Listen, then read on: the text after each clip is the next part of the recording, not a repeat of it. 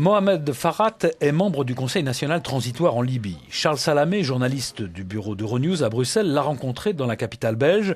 Ils ont parlé du sort de Kadhafi, de l'avenir de la Libye, de la situation sur le terrain et de l'aide de l'OTAN.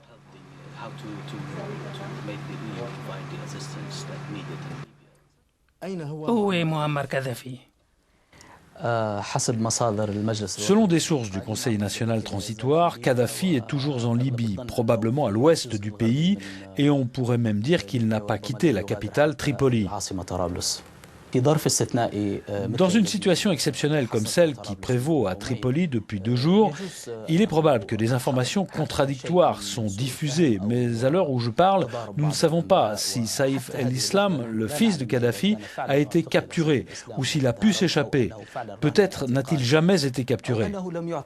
Mais il ne faut pas se focaliser sur ces informations qui ne changeront rien, puisqu'en réalité, Tripoli est à 90% contrôlée par les forces du Conseil national transitoire.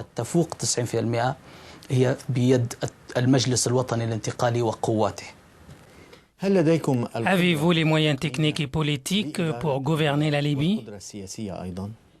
Je pense que le Conseil national transitoire a réussi à gérer la crise libyenne tout au long des 6 derniers mois. Et je pense qu'il réussira à reconstruire l'État de l'après-Kadhafi. Craignez-vous un risque de guerre civile en Libye? Nous n'avons aucun signe sur le terrain qui pourrait nous amener à craindre les dangers d'une guerre civile, grâce à l'absence de divergences religieuses et de conflits entre les différentes composantes du peuple libyen. Pourtant, ces derniers mois, le régime de Kadhafi a essayé de créer des conflits de différentes sortes et de soulever les Libyens les uns contre les autres, mais le peuple libyen a montré son unité. Et le rôle des tribus? Les tribus ont annoncé qu'elles soutenaient la révolution. Craignez-vous des actes terroristes dans les zones pétrolières? Nous nous attendons à des menaces terroristes de la part des Kataeb de Kadhafi, qui sont toujours armés, même s'ils sont de moins en moins nombreux. Mais nous prenons toutes les mesures de précaution via l'armée du Conseil national pour protéger les sites pétroliers et reprendre la production et l'exportation du pétrole dans les meilleurs délais. À propos des relations avec l'Occident, comment ces relations seront-elles gérées dans l'avenir et quelle sera l'influence de l'Occident sur la politique étrangère de la Libye? Je pense que la Libye respectera son appartenance au monde arabe et aux pays du contour de la Méditerranée. Et nous respecterons tous les traités. Nous serons efficaces dans la préservation de l'environnement et la lutte contre l'immigration clandestine, ainsi que le renfort du commerce des sources des énergies renouvelables avec l'Europe, qui sont abondantes en Libye.